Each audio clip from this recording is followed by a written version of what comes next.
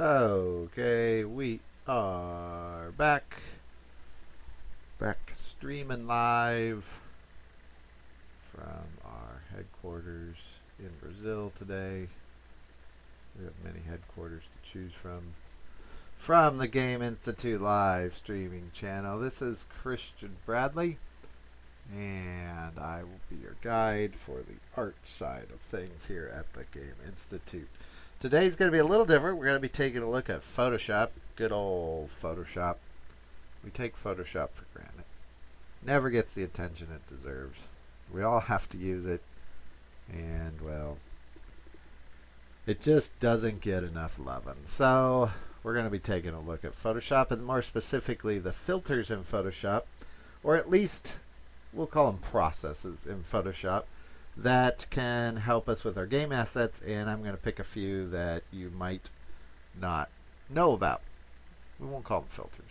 I know the title's filters, but we'll call them processes, stuff in Photoshop that might help us out. So if you're not used to how we do things here, you can watch these feeds in numerous places. YouTube, the Game Institute,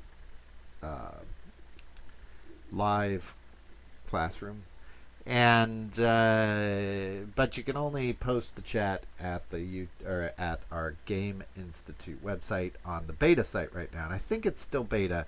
I might be wrong. I actually haven't looked at the site in a few days, so I think we're still beta, and if it is, then you just log on to GameInstitute.com, look for the button at the top left, and if you don't see that button, well, then we're not beta anymore. You just look for the live classroom. Pretty soon here, we're not going to be in beta mode. We're right at the end of that, I think. But on my side, I can only see chat from the Game Institute site. So if you are on the Game Institute site now, you can go ahead and post, just so I know who's in there, because I have no way of knowing who's in there. I could just be talking to myself right now. So, but let's take a look at Photoshop. So this is from our curriculum, and this particular class deals with not only Photoshop, but also PBR rendering. It's kind of a two-part class. We're going to look at the Photoshop part today. I am quickly looking for some pictures here. So let's start with an image here. I'm looking for... drag this one over. So, rusty metal, regular image. Let's look at real quickly a few of the tools that can help you out here if you're trying to either tile a texture or you're trying to fix it up. So here's what most people do. They get a picture like this. Usually my students' first day class, they come charging in with all their Photoshop skills. And if I said, you know, take out these little drippy pieces down here, they go immediately to the clone tool, hit the Alt button, and just start cloning those puppies out. Now, that will work. Clearly, that has worked for many folk. But you'll see it kind of just is taking mistakes from one area and putting them over on another area. It's not really the best way to do it most of the time. If you go to the patch tool, this guy right here, and usually it's under the spot healing brush. You kind of have to click on it and then find that little patch tool. If I just grab around this area, around the whole area, you don't have to be exact, and move it, you'll see that it's going to copy from another area. But what's nice about the patch tool is that it's going to kind of do a pass and match everything up. So when I let go with my mouse button, see how it seamed everything up magically? And usually when students see that for the first time, they're very excited. Like this hole here, we'll just move this over here. Let's put it on a real obvious piece, like this one right here. And when I let go, see how it seams that up, and you can barely tell that it was there to start with. So this part here might be a little harsh. We can just kind of jump around with it, with the tool, and fix it up. Now, it does leave these kind of little artifacty, kind of glowy areas that usually I just kind of grab for a second time there and just kind of move them aside. If we don't like this big piece here, we just grab it, click, I'm left clicking with the mouse button, but you might have your mouse button switched around, and just place it down, and now we have fixed it all up. So obviously, if you wanted to tile this um, texture, well, tiling I guess is a separate thing. So let's talk about tiling. If I want to tile this texture, now this isn't 1-to-1 in size. I'm not gonna worry about the size for this, but let's assume this is the size you want for your game texture or your character skin or whatever. I'm just going to go over here to filter other offset. These little switches here control how much it offsets. You want wraparound on, and it should be on by default, but in older versions of Photoshop it's not, but you want wraparound turned on. That's going to make it look like this kind of present wrapping thing going on. Those are the seams. Those used to be on the outer edges of the texture, but now it's been kind of flipped around, just like you wrap the backside of a present, and now we got to deal with these seams.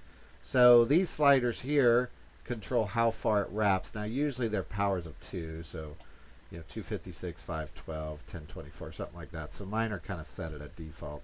This isn't a powers of 2 image, so it's not really going to matter. We'll just say okay. And now if you want to tile this image, you can use your little clone brush you just learned. Sorry, not clone. Patch. Our little patch brush you just learned. And I can kind of move it over. If you get the edges lined up perfectly on the top and the bottom, it works better. I'll show you what I mean. If I grab this edge here and try to clone it, you're going to get kind of this bleeding, and it's hard to see there, but when you do it, you'll see it. And it'll either be really light or really dark. And what it's doing is it's grabbing from the outside of the image, which is probably black by default, and pulling that in, kind of like watercolor bleeding into your image. To fix that, just grab the edge and then only clone an edge, or sorry, patch an edge to an edge. And it can be a little tricky to get those guys to snap in place, but then it'll work a little bit better. So if you're doing, say, what we just did here, where we're trying to tile this image, I'm going to grab that whole area there, and I grabbed around all that rusty part so that it can fix it. Just put it down here and see how I'm kind of matching edge to edge. And so this edge and this edge are matched up down here. And now you won't get that bleeding into your image that happens. And probably one more good spot there to get rid of, and we're all patched up. So now, no matter when I go to filter other offset, it's going to tile. And it's completely tiled at that point. So using that little patch tool is my first little trick for you. Use all. Okay, so I see Dale is in the classroom again. I think Dale lives in our classroom. He's got it set to a bot. He's not actually watching. He couldn't be on that much. So I'm going to go ahead and close this image. We'll get another one here in a second. The next thing I want to talk about is fill, and not fill the guy, but fill the process. Let's use this image here. This might work. I haven't tried this image, so we'll see what it does. Little skip plate texture. Textures like this can be difficult to fix. So I've got this hole in this image. Now if I use my patch tool, I can patch it, and that's probably what I would try to do. But see how I kind of have to position these elements so that they behave. That's not bad. It's a little off, but whatever. It's probably okay, and that's probably how I would do it. And that's a low resolution image. We'll back up a little bit. But there is a better way to do that, and you can grab, say, your lasso tool. This will work with any of the selection tools. Just say lasso this piece. See that little, I don't know, piece of garbage or whatever is there? I'm just going to grab a selection, any selection, and then if you right click here and say, oh wait a second, they changed this in the new version. I just remembered that. Wait, I'll figure it out. It is, yeah, okay, there it is. So if I select anything and I want to get rid of that little piece, I right click, go to fill, and I think you can access this through the toolbar too, but I don't remember how to do it. Click fill, And then you want content aware, which should be the default. Again, in older versions of Photoshop, I think it's set to like background color, and you have to put it on content aware. Leave everything here okay, and hit OK. And what it's going to do is it's going to sample other parts of the image and try to put them together correctly. And Photoshop usually does a better job than me. So I don't know if you could tell what happened, but it made everything go away that didn't belong. Let's look at that on another image, because that's a really neat feature. Let me find, this may work. Let's try this one. Yeah. So let's fix this image up. This is a bit overkill. I think the easier way to fix this image up would be to take another picture, but now we're going to use content fill on this. We're going to use patch, those two we just looked at, and we're going to use texture or perspective correction on this one. So first let's start with perspective correction, hard to say. And that's another new trick. So let's go to perspective crop tool. It usually lives under the crop tool here. And what you do is drag out just any old grid there. It doesn't really matter. And you match this up to the perspective lines that are already in your image. And if you're really horrible at perspective, it's not going to matter. See how those skip plate patterns just line right up there. And this one here, that looks good, except I think we'll scoot this into that one. And then the top here, I can live with, I guess. And the bottom, we'll scoot over a little bit. I think that's about right. And so what that is that is saying that if we were taking a picture looking downward at this image, that would be a perfect square drawn on the ground. And if it doesn't make sense, you hit enter. And so what it's done is stretched everything out to correct the perspective. So now it's perfectly straight down. Because when we take a picture of the floor or the ceiling, it's always jacked up perspective because we're standing in a point in space taking the picture. Also, if you select outside the image, you'll get these little blank colors, but that's fine. I could fix that with any tool. So let's go to patch now. So I'm going to grab this handle because I want to get rid of it. I'm going to patch it. Now I am going to try and line up the pattern. I did a pretty good job of it there. But this one here, I'm not going to use patch. I'm going to right click and use, why is it doing that? I want to right click and use, oh, I'm still on patch. That's why. Okay, selection tool. There we go. Got to be in selection tool. I was in patch tool. Right click and use fill. Content aware. Just hit OK. And Photoshop should try to match that pattern. You'll see Photoshop did a fantastic job of matching that pattern up. Let's try this great big handle thing here. Just going to right click. Now don't be surprised if Photoshop starts sampling things like this seam or this shadow, because this is a big chunk and there aren't a lot of good other big chunks in this image for it to use. So let's see what it does. It usually does okay. And there you go. Perfectly matched up. See that piece right there? I don't want that there. I could paint it out. I could clone it out. I could do lots of things. But it's way easier just to hit a button and let Photoshop fix it. Because that's what I'm all about, is let's let Photoshop do all the work, get out of the way, and go get a hamburger when we're done. So hit OK, and boom, it is done. Look, I could do that, this whole image, and I'm going to end up with, when I'm done here, a perfectly matched up image. See that piece there? I don't want it. Now, I'm kind of trying to make it mess up here. As Photoshop has gone through revisions over the years, this particular tool has gotten much better. If you're using an older version of Photoshop, Photoshop tended to kind of rotate the pattern in here a little bit, and so it wasn't always really perfect, but I mean, it works better than getting in there and trying to clone all that. back in the day, we used to have to clone each piece in and clone around it and do color correction, all sorts of nonsense. Look what happens even if I go over this line. So if I select this piece, I bet Photoshop will figure out that line belongs there, and we'll make it right. There you go. That is pretty neat. I love that tool. And most people don't even know it exists, so they're going directly for that clone tool. And a lot of times you're just cloning new problems into your texture.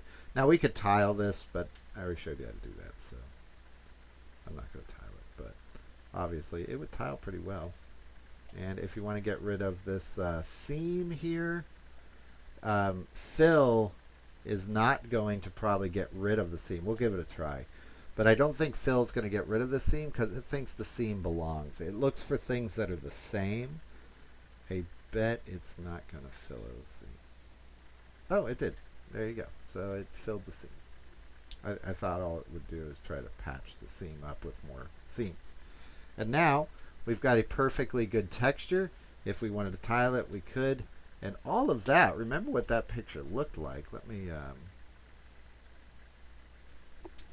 let's do, we got to find the original picture. Because you probably don't even now remember what it looks like.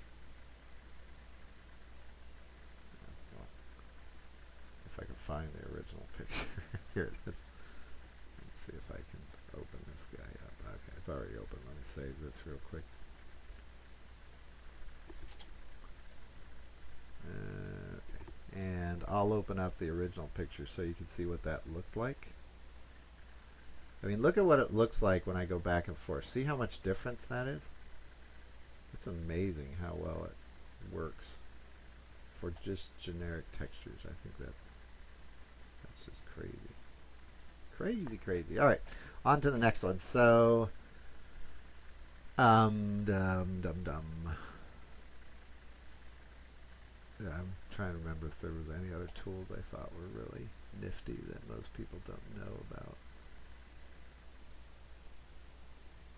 Yeah, here's one of them. I'm going to select, say, this door texture here.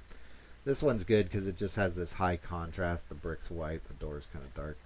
And a lot of students I see will come in here to, say, the box selection tool.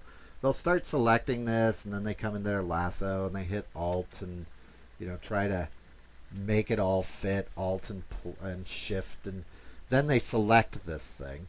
Or they go to select color range and select, say, the door and play around with these settings here and get it right. But you inevitably always end up with this, where it's just this big kind of mess of a selection. Sometimes you have to do that. It's not the worst way to go, but I don't think so. I'll show you a different way to use that color selection tool in a minute, but for now, we don't want that. You can use this guy, and he's the quick selection tool. So if I click on this, what it's going to do is wherever I mouse over, it's going to kind of expand out to like colors. And eventually it's going to kind of snap into place. And what it's doing there is it's gathering the colors. I'll show you here. I'll hold down Shift now, and it selected everything immediately. So let me do that again. I'll kind of explain what it's doing, because it's really neat. It's just most people don't stick with it long enough for it to work. So it's this guy. It's the quick selection tool. And as I hold down the left mouse button and drag, and I'll just drag a little bit, see that is expanding. It's not just going where the brush is. It's expanding out. And what it's doing is every time I move the mouse, it's sampling more pixels. And if we were to look at this up close, super up close, see all those little dots of color in there? Yeah, we can get really close. All those little dots of color is every time it samples a little bit more, it's going to grab every one of those little dots of color that are connected to its selection. So it's different than color select. Color select does that same process, but it does it all on the image at one time. This expands outward, and that's what makes it magical, because usually we want it to go up to a border. I don't want it selecting little brown dots in my mortar. I just want it to select the door. So what do is click and drag and wait till it kind of pops outward, and you're going to see it. It's getting ready to, because it's getting pretty wide. So most of the pixels now are selected, and it's going to kind of pop out. See how it's getting a little bit further out there, and it keeps going, and then it's going to butt up against that border, because that's a different color. So I come over here and select it, and then come down here, and it's really going to pop out there in a second, because we're gonna, there it goes. And then it selects everything within that range, and it actually selected around the lock here. Zoom in so you can see it. It's selected around the lock because the lock doesn't have any brown in it. But now I could come in here and let me find a good texture to put on top of it. How about this texture here? Grab this texture. It's just a rock texture, but I'll grab this texture, copy it, come back over here, paste into. So this is another new one. Most people end up pasting into place. You don't even know that's actually what you're doing. But when you hit paste, it takes the image that, or the selection that you had copied, and Photoshop tries to put it in a similar spot in the next image, but I think it's calculating from the top left. It's either the top left or the bottom left. I forgot where. So a lot of times it's kind of offset, like it just kind of ends up in your new image somewhere, and then you go and you move it around and position it.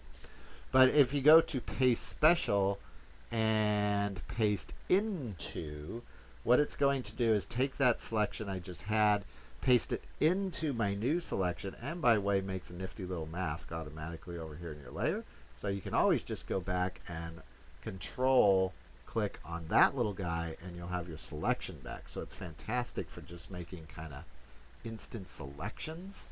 And then I'm going to go to my layers. We'll put this on multiply is too dark. How about overlay? There you go. And now I've got that overlay in there of my material, and it fits right on the door. And I didn't have to do any of the masking nonsense or pen tool craziness or any of that other silly stuff that's in here. All I had to do is just select it right. Very nifty tools. I always get, my students come from, they get into my beginning 3D classes and they come directly from a kind of a generic Photoshop class that's the prereq, and they always teach them all the graphic stuff, which is great. You really need to know that too, but they always just teach them the graphic stuff of Photoshop. And so when we do this project, they immediately bust out the old, quick masking and painting and oh my god, crazy stuff. Don't do that. So those guys are nifty too.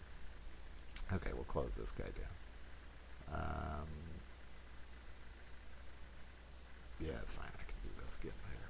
So next tool. Let me write these down here real quick.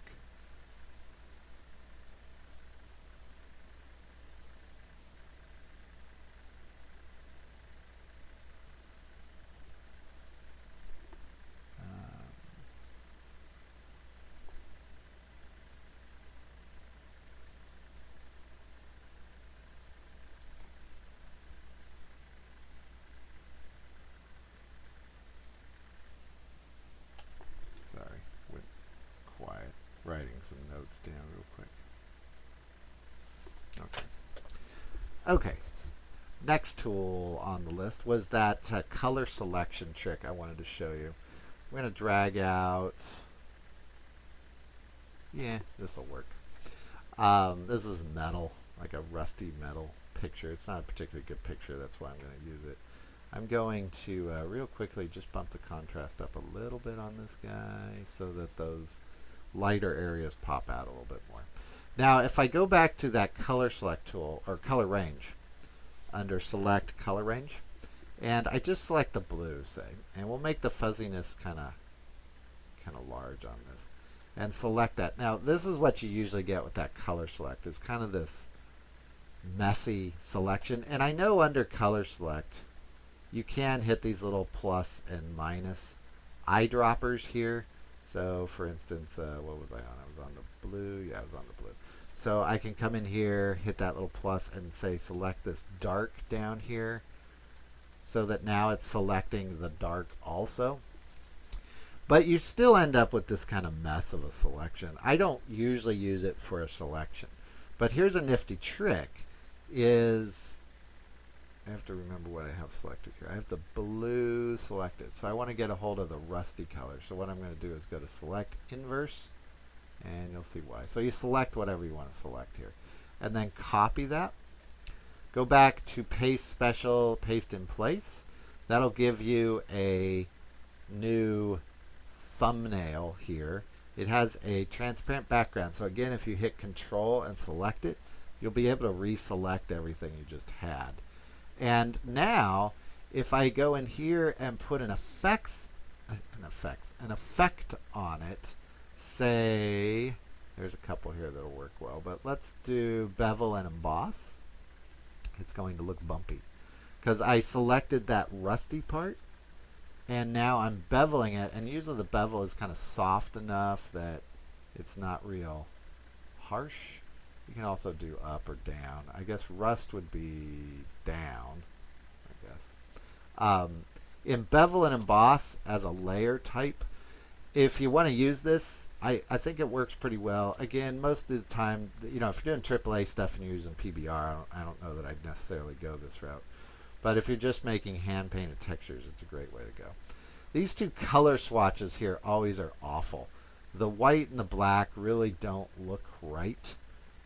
They just, they don't look right. I mean, there isn't really a white highlight on most things.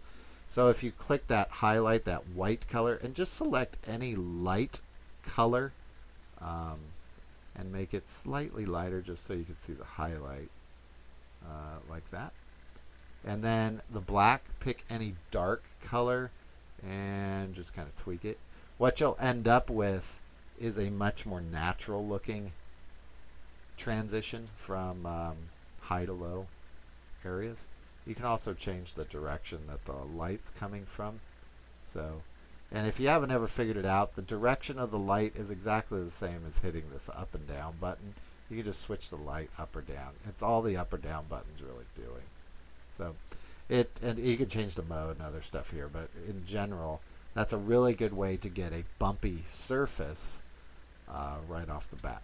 So, yeah, that color range button is, I don't use it for what it was meant to be used for, but I do use it for making things kind of bumpy. All right, let's bring out this image here just so we've got something to look at. And let's hop over to, where is it? This one. Actually, this image may not be the best one for it. Let's do...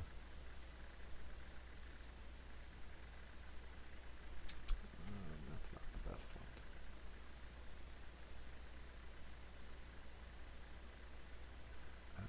I'll find some here in a second.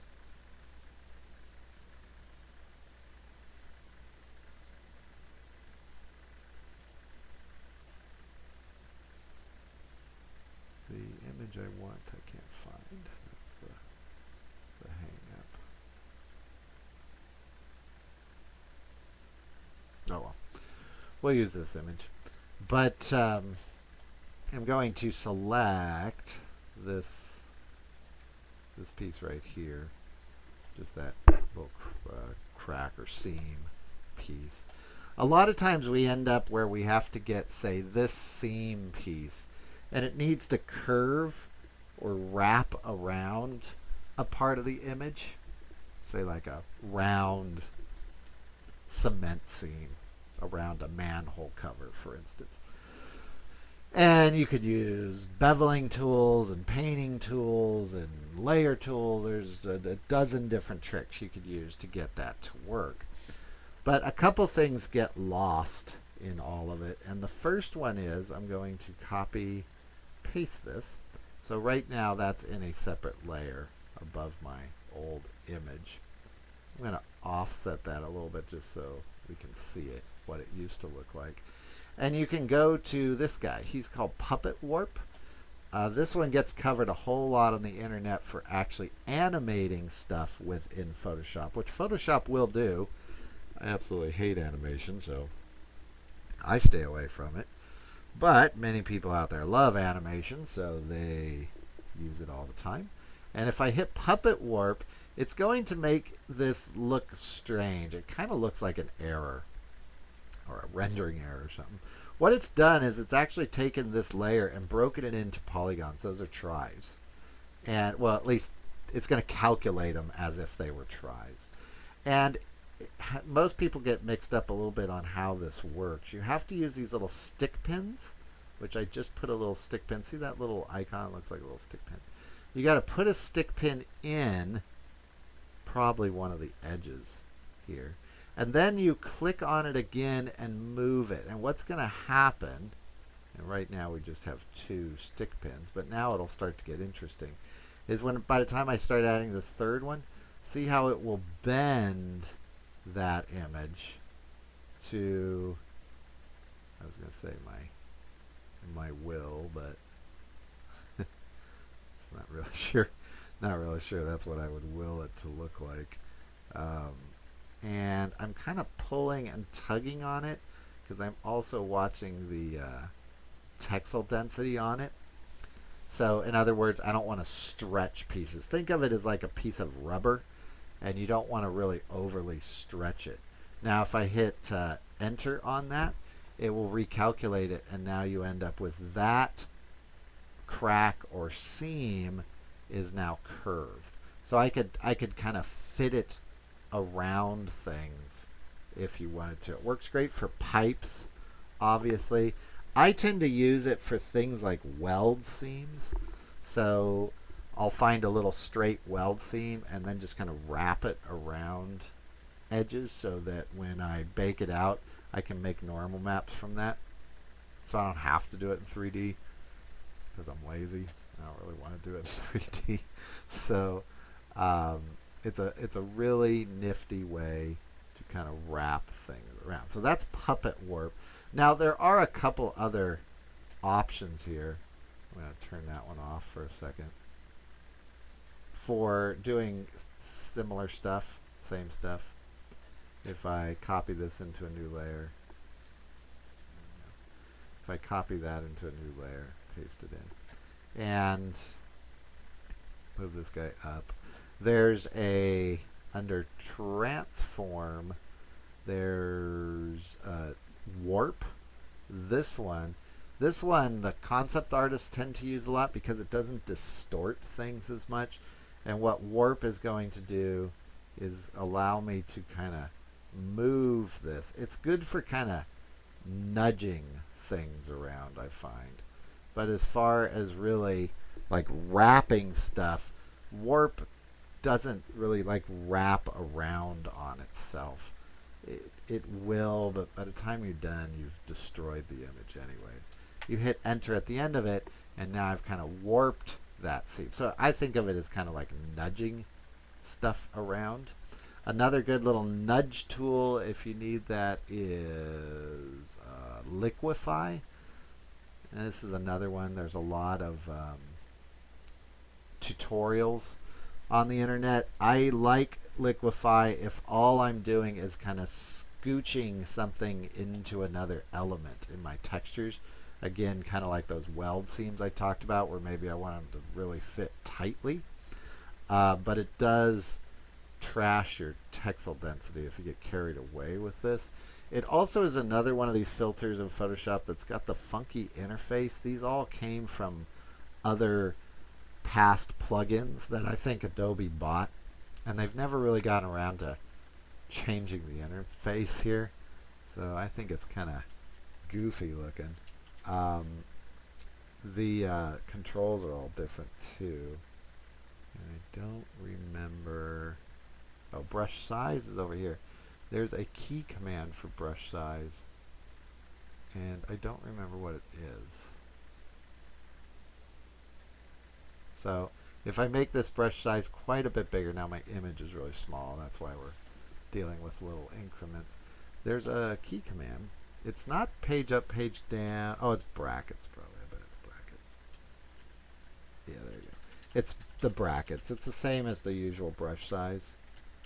And now I can kind of scooch this and push it around. It it's working procedurally. It's kind of like the proportional editing tool in Blender or soft selections in Max. So if you do too much with it, you're gonna just get a blurry mess here. But it works pretty well if you're just kind of trying to munch stuff around. And if I put this on, say, overlay, I was going to say would work, but well, here's another trick. If you drop your layers down to the first one and just hit the up and down arrows on your keyboard, then you can just select whatever's going to work best. So for this one, probably that one. And then I'd come in here to my erase tool on a fuzzy brush setting like this one. Make that a little bit bigger. And then if we just kind of brush it against that edge, it's going to erase that harsh edge there, and you won't, whoops, that was a little too much. You won't be able to tell that you cheated. There you go. And then if we just brighten that up, adjustments, watch this area right in here. See how it's a little bit darker? Just brighten it up. There you go. And now you can't tell that that is in there. There's what it really looks like. It's a mess, right? But here, looks great. So here, let's do some crazy seam structure here. Let's put this one here.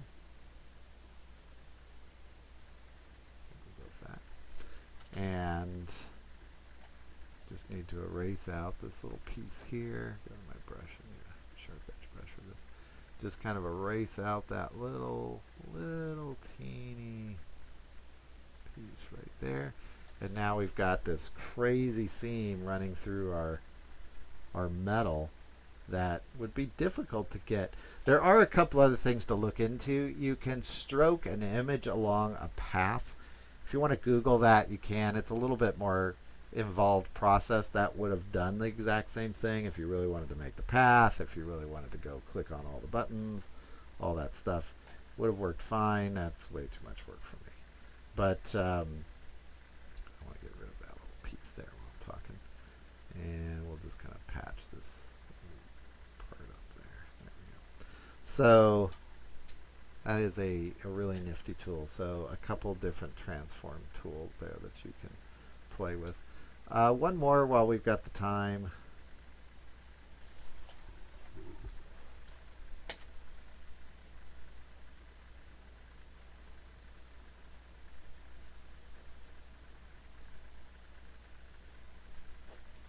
Writing stuff down real quick.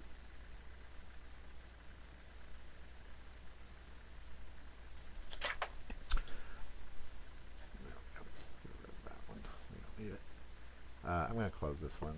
That one's not going to do as much good.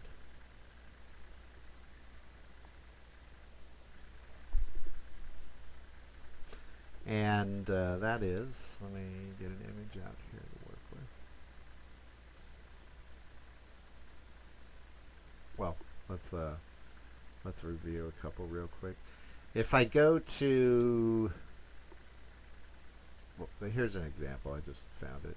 If we want these kind of streak marks, like rust or watermarks, they're going to be on pretty much everything ever that's old, because it's going to rain or it's going to be dusty or whatever, and you're going to get this streaking motion as whatever wear and tear is kind of pulled down by gravity.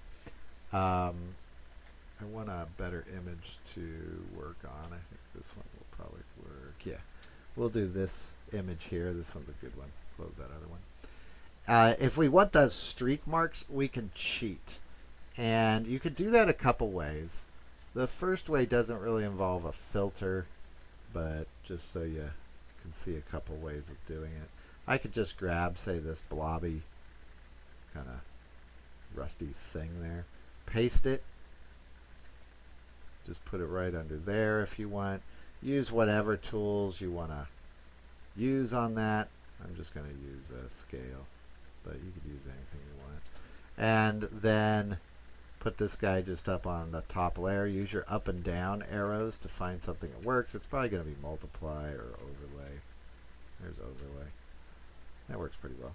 And then just use your eraser brush or whatever to kind of trim this so that it works. Now that's one way of doing it. The other way, which I just think is niftier because it's just easier, and that is go into your brushes. You can do this with images too. You just can't paint with the image. I'm just going to sample some kind of rusty color here. That's probably pretty good. And then all I'm going to do is just kind of put a blob of color. And you don't want to be neat. You don't have to be neat. Like this one, I'll just put some stripes there. And up here, we'll put a few little stripey things. And the bigger the blob or the dot, the more this is going to affect it. And then you come up here. I did do that in a separate layer. Yeah, if I didn't mention, do that in a separate layer. And then come up under filter and blur, motion blur. This one gets forgotten about quite a bit. And set your motion. It's this line to go, in this case, up or down. But that's the way you want the motion to go. So I want the motion to go up and down here, not back and forth. And then you have to tweak these settings a little bit. So, and it's going to look blurry. You're not going to see it right now. And hit OK. So you can't really see much. But now put this on probably multiply. I'm going to turn that on and off so you can see what it does. And you can see that it's going to add that streaking effect. If I was to go in here, new layer, and on top of that, let's add a little bit lighter color so we can see it. And just drag. So I'm not even using shift to hold this down. Hold it straight down.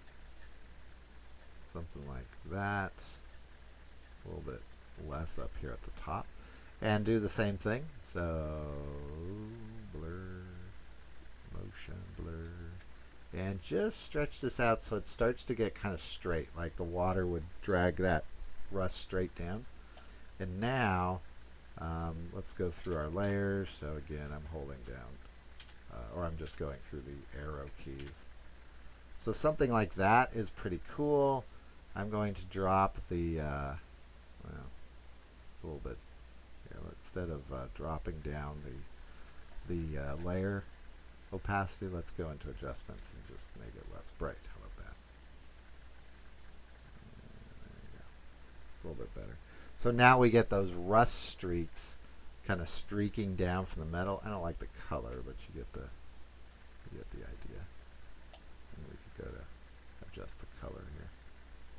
Hue, saturation. We can just kind of find a better color. How about something like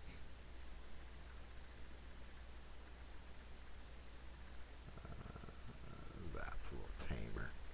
So, and we end up with those rust streaks.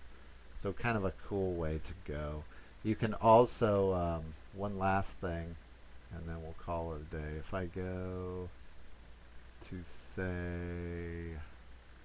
I'm going to go with an image I can get to real quick here. Let's say this image right here.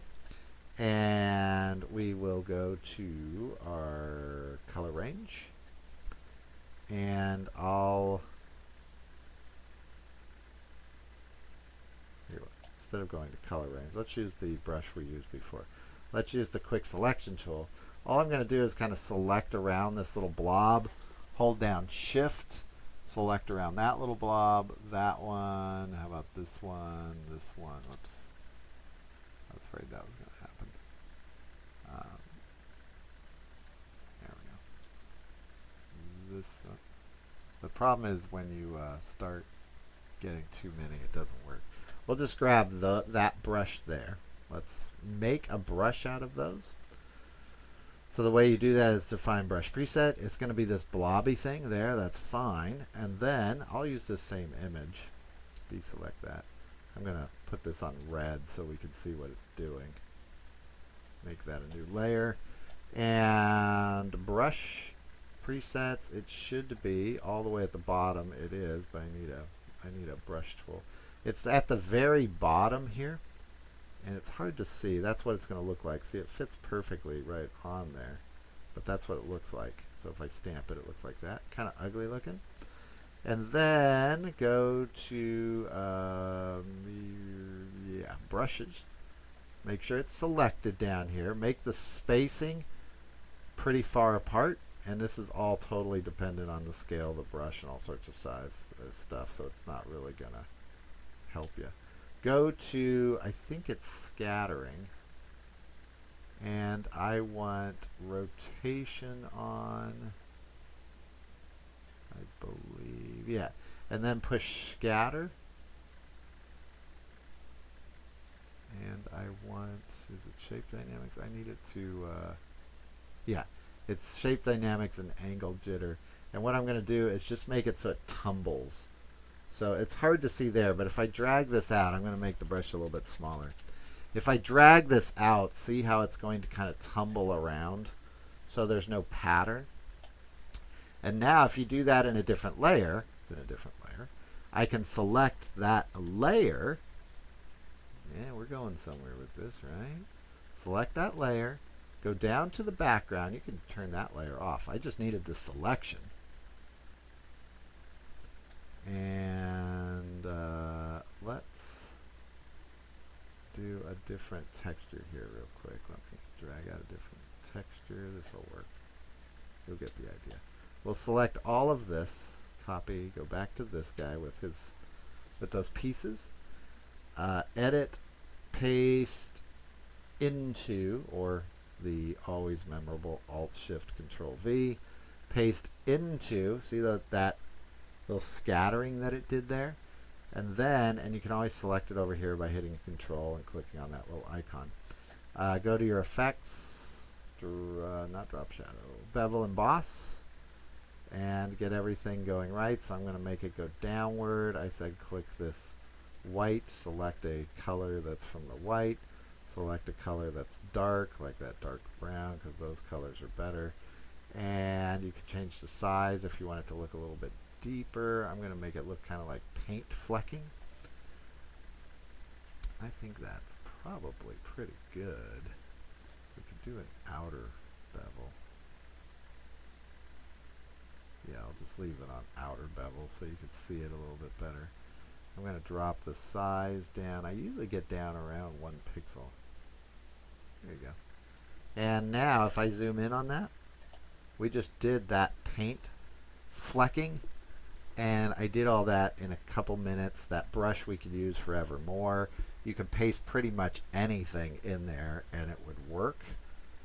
And look how fast that was. Now it matches the rest of your image. Pretty nifty trick. Ta-da! I'll be performing here all week.